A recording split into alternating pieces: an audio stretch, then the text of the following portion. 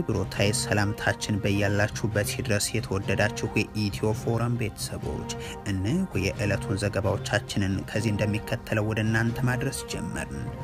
አበይት ነጥቦቹን በቅድሚያም የአብይ አህመድ ጀነራሎች መድፍ ደቅነው ያደረጉት ሙከራ ከሽፏል ሲሉ የፋኖ አመራሩ ዘመነ ካሴ ገለጹም። የብልጽግናው መንግስት ደግሞ እስካሁን ድረስ ከ30 ሺህ የሚልቅ ኃይል እጅ ሰጥቶኛል ሲል አሳውቋል። በክልሉ በተለያዩ ስፍራዎች የሚፈጸሙ ጥቃቶች አሁንም እንደቀጠሉ ናቸው። በቀዳሚነት የምንመለከተው ጉዳይ ይሆናል። መንግስታችን ለትግራይ ሁሉንም እያደረገ ቢገኝም ቆሞ ቀሩ ቡድን ግን አደናቀፈን ሲሉ የአብይ አህመድ ሚኒስትር ገልጿል። ፓርቲው በበኩሉ የትግራይ ጊዜያዊ አስተዳደር የቆይታ ጊዜ እየተጠናቀቀ መሆኑን ተከትሎ በጉልበት ስልጣንን ለመቆጣጠር እንቅስቃሴ እየተደረገ ነው በማለት ከሷል። ይህንንም ይዘናል። ጠቅላይ ሚኒስትሩ አቡዳቢ በሰነበቱት ተመሳሳይ ወቅት የተባበሩት አረብ ኤሚሬቶች የጦር መሳሪያዎች ወደ ኢትዮጵያ ሲጓጓዙ ታይቷል። የአገዛዙ የጦር መሳሪያ ሸመታም ይሁን ኢትዮጵያም የጦር መሳሪያ መተላለፊያ የማድረግ ተግባሩ እንደቀጠለ ይገኛል። እንመለከተዋለን። የብልጽግና የኤርትራ ላይ ዘመቻ አዲስ መልክ ይዟል ሲል ሻዕቢያ ገለጸም። የአፍሪካ ቀንድን ታውካላችሁ በሚል እየተከሰስን ነው ሲልም አሳውቋል። ሌላኛው መረጃችን ነው። የኢራን አብዮታዊ ዘብ ሌላ ዙር የድሮንና የሚሳኤል ጥቃቶችን ማድረሱን አሳውቋል። ኤምባሲው ተመቷል። የኃይል መሰረተ ልማቶችን አውድማለሁ ስትልም ኢራን አስጠንቅቃለች። አሜሪካ ደግሞ 2500 የባህር ኃይል ወታደሮቿን አሰማርታለች። የተወደዳችሁ የኢትዮ ፎረም ቤተሰቦች አብራችሁን ስትቆዩም እነዚህን እና ሌሎችን መረጃዎችን ታደምጣላችሁ። ሰናይ ቆይታ ይሆንላችሁ። የአብይ አህመድ ጀነራሎች መድፍ ደቅነው ያደረጉት ሙከራ ከሽፏል ሲሉ የፋኖ አመራሩ ዘመነ ካሴ ገለጹ። የብልጽግናው መንግስት ደግሞ እስካሁን ከ30 ሺህ የሚልቅ ኃይል እጅ ሰጥቶኛል ሲል አሳውቋል። በክልሉ የተለያዩ ስፍራዎች የሚፈጸሙ ጥቃቶች አሁንም እንደቀጠሉ ናቸው። ከነዚህ ውስጥ ደግሞ ከክልሉ ርዕሰ መዲና ከባህር ዳር ብዙም በማይርቀው ብራቃት ተብሎ በሚጠራው አካባቢ የተደረገ ውጊያ ተጠቃሽ ነው። የፋኖ ኃይሎች በአካባቢው ከነበርም የመከላከያና የክልሉ የጸጥታ ኃይል ላይ አደረስ ነው ባሉት ጥቃት በደርዘን የሚቆጠሩት ለጉዳት መዳረጋቸውን ገልጿል። በዚህ ቀጠና የሌተናንት ጀነራል መሐመድ ተሰማ ጦር ተሰማርቶ እንደሚገኝም የሚታወቅ ነው። በአማራ ክልል አሁንም ጥቃት ከተመዘገበባቸው አካባቢዎች መካከል በማዕከላዊ ጎንደር ደንቢያ ጫንድባ ተብሎ በሚጠራው ስፍራም፣ በዚሁ ቀጠና አርባያ በለሳም፣ በሰሜን ወሎ ወግዲ ጉርባ ተብሎ በሚጠራ ቦታ የደረሱትም የሚጠቀሱ ናቸው። ከፋኖ ኃይሎች ጋር በተያያዘም ትናንት መነጋገሪያ ከነበሩ ጉዳዮች ውስጥ ቀዳሚው ከሶስት ቀጠናዎች ማለትም ከጎጃም ከወሎና ጎንደር አካባቢዎች የተሰባሰበም የፋኖ ኃይሎችም ውህድ ሲሉ የጠሩት የመጀመሪያው ኮማንዶአቸውን ማስመረቃቸውን የገለጹበት ነው። ይህን የታጣቂ ኃይሎችን ስልጠና ለማደናቀፍ ለወራት በአብይ አህመድ ጀነራሎች በኩል ያልተቋረጠናም በመድፍና በዙ 23 የተደገፈ ሙከራ ሲደረግ ከርመዋል የሚሉት የፋኖ አመራሩ ዘመነ ካሴም ይህንን ግን አክሽፈናል ሲሉ ሰምተዋል። ላለፉት በርካታ ወራት ስልጠና ሲካሄድ የጠላት ጀነራሎች ተፎካክረው በግዳጅ ታዘውም ጭምር ይህን ስልጠና ለማቋረጥ መድፍ ደቅነው ዙ 23 አሰልፈው ያልሞከሩት ሙከራ ያልጣሩት ጥረት አልነበረም። የሁሉም መቋጫ ዛሬን ጨምሮ አለቆቻቸው እንዳልቻሉ መነገር ብቻ ነው የሆነው። የብልጽግናው አገዛዝ ከ3 ዓመት ለተሻገረ ጊዜ የክልሉ ህፃናትን ከትምህርት ገበታ የነጠለን፣ በርካታ ወጣቶችን እየበላ የቀጠለን፣ ማህበረሰቡን ያጎሳቆለውን ይህንን ጦርነትን ለመፍታት እስካሁን ፖለቲካዊ አማራጭን ሳይሆን ብቸኛ መንገድ አድርጎ ያቀረበው እጅ ስጡኝ የሚለውን ነው። እስካሁን እጅ የሰጡትም ያመጡት ለውጥ ምን እንደሆነ ገልጾ የማያውቀው ይህ አገዛዝ አሁንም በ10 ሺዎች እጅ ሰጡኝ እያለም ይገልጻል። የክልሉ ሰላምና ጸጥታ ቢሮም ባለፈው ዓመታት ከ30 ሺህ በላይ ታጣቂ እጅ ሰጥቶኛል ሲል ገልጿል። አክሎም ብልጽግና ገዳይ መንግስትነቱን ህጋዊ አድርጎ የሚቀጥልበትን መጪውን ምርጫ ለማከናወን በየምርጫ ጣቢያው የመከላከያ ሰራዊት አሰማርተን እንዲፈጸም እናደርጋለን ብሏል። መንግስታችን ለትግራይ ሁሉንም እያደረገ ቢገኝም ቆሞ ቀሩ ህወሓት ግን አደናቀፈን ሲሉ የአብይ አህመድ ሚኒስትር ገልጿል። ፓርቲው ደግሞ የትግራይ ጊዜያዊ አስተዳደር የቆይታ ጊዜ እየተጠናቀቀ መሆኑን ተከትሎ በጉልበት ስልጣን ለመቆጣጠር እንቅስቃሴ እየተደረገ ነው ሲል ከሷል። ከሰሞኑ የብልጽግናው መንግስት ሱዳን የነበሩ የትግራይ ሰራዊት አርሚ 70 አባል የሆኑ ወታደሮች የታድሶ ስልጠናን በአዋሽ 40 ሰጥቷቸው ያለበት ማብራሪያው መነጋገሪያ ሆኖ ሰንብቷል። አርሚ 70 ይሁን የክልሉ የጸጥታ ቢሮ ግን ይህንን የብልጽግናው መንግስት ማብራሪያን ውድቅ አድርገው የማስመሰል ድርጊት ህዝብን ማታለል አይችልም ሲሉ ገልጸውትም ነበር። ትናንት ደግሞ የብልጽግናው ሚኒስትር አብርሃም በላይ በእነዚህ ወታደሮች ስልጠና የማጠቃለያ መርሃ ግብር ላይ ተገኝተው ህወሓትን ሲወርፉ ተሰምቷል። በቅርቡ አለቃቸው በትግረኛ የሰጡት ቃለ ምልልስ ላይ የተጠቀሟቸውን የስድብ ቃላትን እያጣቀሱ ቆሞ ቀር የደረቀ ወዘተ በማለትም ነው ሲሰድቡ የተደመጡት። የሚያገለግሉት የብልጽግናው አገዛዝ ለትግራይ ከስምምነቱ በኋላ ሁሉንም ነገር እያደረገ ነው የሚሉት አብርሃም በላይ የትግራይ የፖለቲካ አመራሮችን ግን እንዳይሳካ አደረጉ በማለት ይከሳሉ። በፌደራል መንግስት የሚጠበቁ መሰረታዊ የሚባሉ ስራዎች ተሰርተዋል። እሱ ነው እያደናቀፈው ያለው ሂደቱ። አዘርዋይስ ይህንን ለማድረግ ህዝቡ ወደ ቀየው እንዲመለስ ራሱን በራሱ የሚያስተዳድርበት ስርዓት እንዲፈጠር በሂደት ደግሞ መንግስት መስርቶ ደግሞ ወደ ውሳኔ እንዲሄድ የሚያስችለው ነገር ለማድረግ ፌደራል መንግስት አቅዶ ከነሱ ጋር ፕላን አድርጎ ወደ ስራ ለመግባት ተንቀሳቅሶ እያለ ያው በእነሱ በኩል ግን ይህንን አይፈልጉም። ፖለቲካ ኢንተረስት አላቸው። የፖለቲካ ቡድን አለ።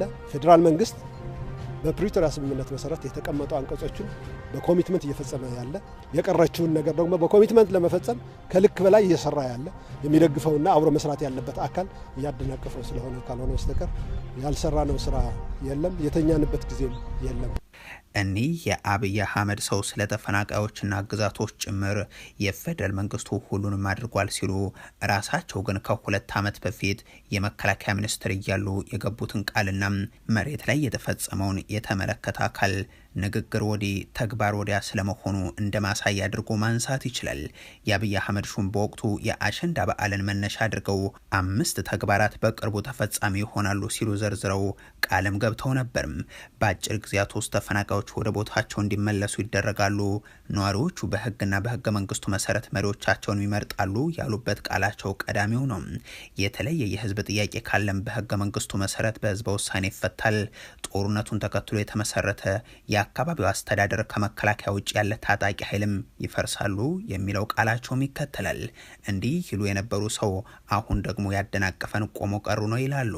በሳቸው አገላለጽ የተከዘዘ ሚሊሻም ይሁን የነ አሸተ ደምለው አስተዳደር እንዳይፈርስ የከለከላቸው መቀለ ያለው እሳቸው ቆሞ ቀር የሚሉት ቡድን ነው ማለትም ይሆናል። ሊጠናቀቅ ጥቂት ቀናት የቀረው የትግራይ ጊዜያዊ አስተዳደር ጉዳይም በእንጥልጥል ላይ ያለ ሆኗል። የነ አብርሃም በላይ የብልጽግናው አገዛዝም ይሁን ሌሎች ባለድርሻ አካላት በኩልም እስካሁን በይፋ የተገለጸ ነገር የለም። ሪፖርተር ያነጋገራቸው የውናት ፓርቲ አመራሩ ደጀን መዝገበም በጊዜያዊ አስተዳደሩና በፌደራል መንግስቱ መካከል ግንኙነት መቋረጡንና እስከሚያውቁት ድረስም በስልክ እንኳን ያላለ መሆኑን ይናገራሉ።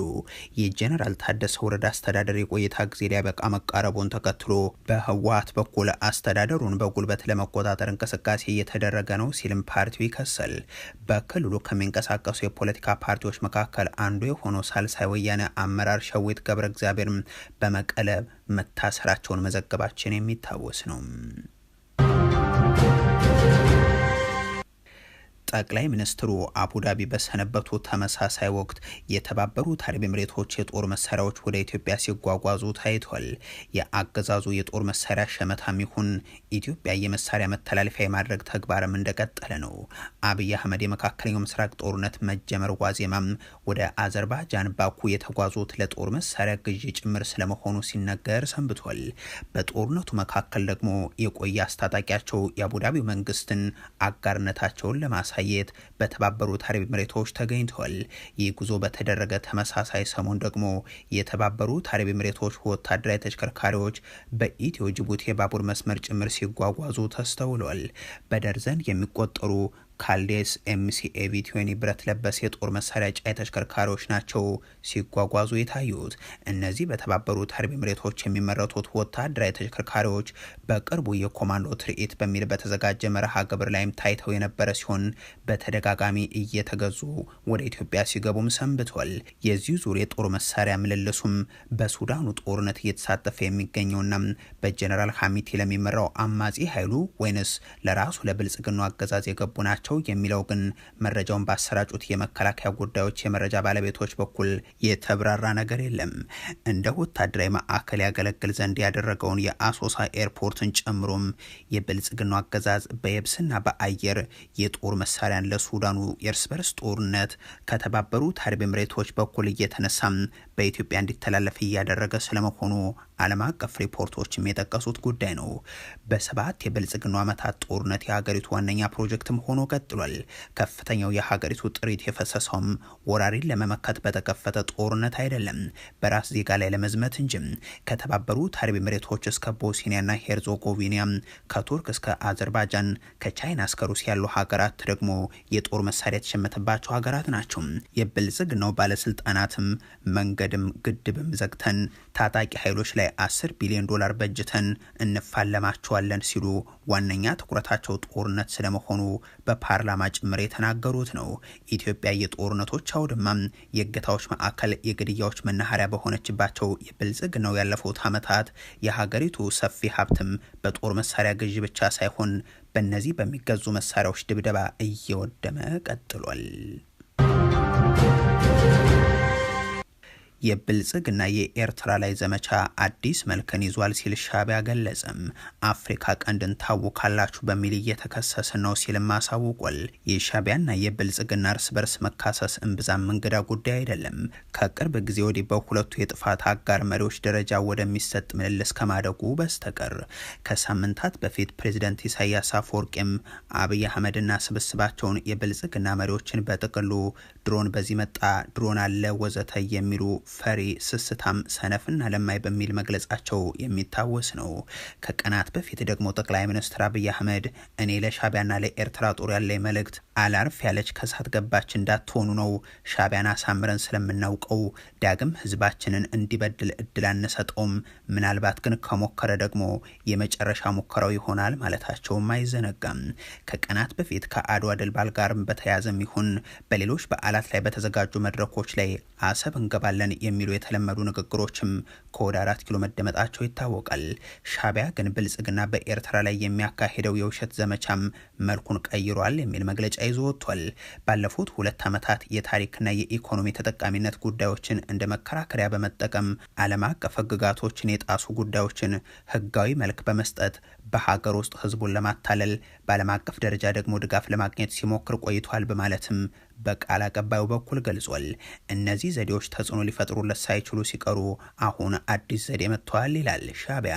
ይህም የቀጠናው መረጋጋትን ታውካለች በሚል ተሻሽሎ እየቀረበ ነው ሲልም ይቀጥላል። እንዲህ ያለው ስልት የመጣው ደግሞ ብልጽግና ለመስፋፋት የያዘውን አጀንዳውን በራስን መከላከል ቋንቋ እንደገና ለመሸፈን በመፈለጉ ነው ይላል የአስመራው አገዛዝ። አሁን የኤርትራ መንግስት የውጭ ኃይሎች መጠቀሚያና ተወካይ እንደሆነ በሐሰት ማቅረብ፣ ይህም በአፍሪካ ቀንድ ውስጥ ሰላምና መረጋጋት ላይ አደገኛ ተጽዕኖ እንዳለው ለማሳየት መሞከር በብልጽግናው በኩል ይስተዋላልም ይላል። ብልጽግና አሁን እያካሄደ ያለው አዲሱ ክሱ ራሱን የሚገልጸው ነው የሚለው ሻዕቢያም ይህም ለሌሎች የውጭ ኃይሎች ወኪል ሆኖ መስራት ነው። ይህ ድርጊቱ ደግሞ ለአፍሪካ ቀንድና ለህዝቦቹ ደህንነት አደገኛ ነገር ነው በማለትም ይገልጻል። በእርግጥ የሻዕቢያ ያለፉት 3 አስርት ዓመታት ታሪክ በአፍሪካ ቀንድ የትርምስ መሪ ተዋናይ መሆን ነው። የኢራን አብዮታዊ ዘብ ሌላ ዙር የድሮንና የሚሳኤል ጥቃቶችን ማድረሱን አሳውቋል። ኤምባሲው ተመቷል። የኃይል መሰረተ ልማቶችን አወድማለሁ ስትልም ኢራን አስጠንቅቃለች። አሜሪካ ደግሞ 2500 የባህር ኃይል ወታደሮቿን አሰማርታለች። አሜሪካና እስራኤል በኢራን ላይ የከፈቱት ጦርነት እንደቀጠለ ነው። ኢራን በባግዳድ በሚገኘው የአሜሪካ ኤምባሲ ግቢ የሚሳኤል ጥቃት የፈጸመች ሲሆን ከአሜሪካ ጋር የተያያዙ የመሰረተ ልማቶች ላይ ጥቃት እንደምትሰነዝርም ዝታለች። የኢራን አብዮታዊ ዘብ የእውነተኛ ቃል ቃል ኪዳን 47ኛና 48ኛ የጥቃት ሞገዶችን ማካሄዱን ማሳውቋል። እንደ አብዮታዊ ዘቡ ገለጻ ከሆነ በእስራኤልና በአሜሪካ ወታደሮች የጦር ሰፈሮች ላይ በተሰነዘሩ ጥቃቶች የጠጣር ነዳጅና የፈሳሽ ነዳጅ ሚሳኤሎች ጥቅም ላይ ውለዋል። በተባበሩት አረብ ኤምሬቶች ሻርጃ ከተማ አቅራቢያም የአሜሪካ ነዳጅ ጫኝ መርከብ ተመታ በሳት መቀጣጠሏን የመገናኛ ብዙሃን ዘግቧል። አሜሪካ በበኩሏ 2000 የሚልቁ የባህር ኃይል ወታደሮቿን ወደ መካከለኛው ምስራቅ ማሰማራቷን ይፋ አድርጋለች። አሜሪካና እስራኤል በኢራን ላይ ጥቃት መፈጸማቸውን በቀጠሉበትና ኢራን በባህረ ሰላጤው ሀገራት የነዳጅና የመሰረተ ልማቶች ላይ ጥቃቶቿን ባጠናከረችበት በዚህ ወቅት አሜሪካ ወደ 2500 የሚጠጉ የባህር ኃይል ወታደሮችን ወደ መካከለኛው ምስራቅ ማሰማራቷን ነው የገለጸችው።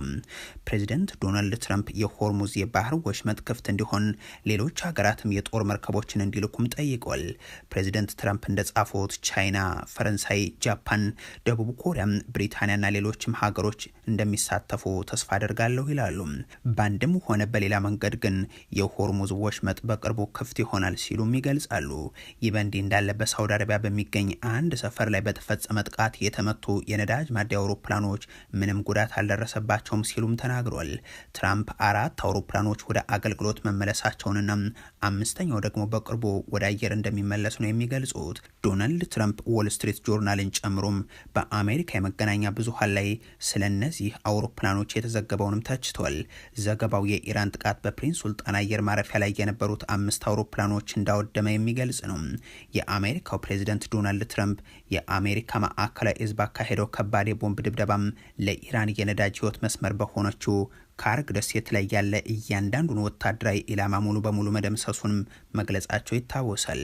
ከኢራን የባህር ዳርቻ በቅርብ ርቀት ላይ የምትገኘው ደሴት 90% የሚሆነው የኢራን ድፍድፍ ነዳጅ ወደ ውጭ የሚላክባት በመሆኗ የሀገሪቱ ዋነኛ የኢኮኖሚ ምሰሶ ናት። ወደ ቻይናና ሌሎችም ሀገራት የሚጓዙ ግዙፍ የነዳጅ ጫኝ መርከቦች መነሻ የሆነችው ይህችው ደሴት መመታቷም የኢራንን ኢኮኖሚ ክፉኛ እንዳያዳክመውም ተሰግቷል።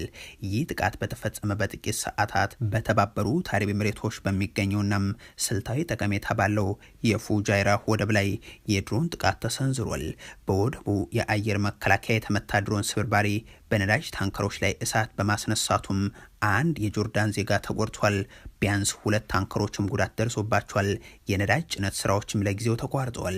ፉጃይራ ወደብ ከሆርሙዝ ሰርጥ ውጭም በኦማን ባህረ ሰላጤ በኩል የምትገኝና የዓለም ነዳጅ እንዳይቋረጥ የምታደርግ የድንገተኛ ጊዜ መተንፈሻ ናት። ጥቃቱ በዓለም አቀፉ የነዳጅ ገበያ ላይ ከፍተኛ ስጋትንም ደቅኗል። 20% የሚሆነው የዓለም ነዳጅ በሚጓዝበት በኢራን ቁጥጥር ስር ባለው የሆርሙዝ ሰርጥ ላይ በጦርነት መስተጓጎል ሲፈጠር የተባበሩት አረብ ኤምሬቶች በረሃውን አቋርጠው በዘረጉት ረጅም የየብስ የነዳጅ መስመር ነዳጃቸውን በቀጥታ ወደ ወደቡ በማምጣት በክፍት ባህር ላይ ለሚገኙ የንግድ መርከቦችን በመጫን ለዓለም ገበያ የሚያቀርቡት አማራጭ የኋላ በር በመሆኑ ስፍራው እጅግ ወሳኝ ያደርገዋል። ሰላም በሆነ ጊዜ የተባበሩት አረብ ኤምሬቶች ነዳጇን ለዓለም ገበያ ለማቅረብ የምትጠቀመው ሆርሙዝን ሲሆን ጦርነት ወይም ደግሞ ውጥረት ሲመጣ ደግሞ ሆርሙዝን በመተው ይህንኑ ፉጃይራ ወደብ ነው የምትጠቀመው። የተወደዳችሁ የኢትዮ ፎረም ቤተሰቦች ለዛሬ ያሉን መረጃዎች ይህንን ይመስሉ ነበር። አበቃን። ቸር ያሰማን።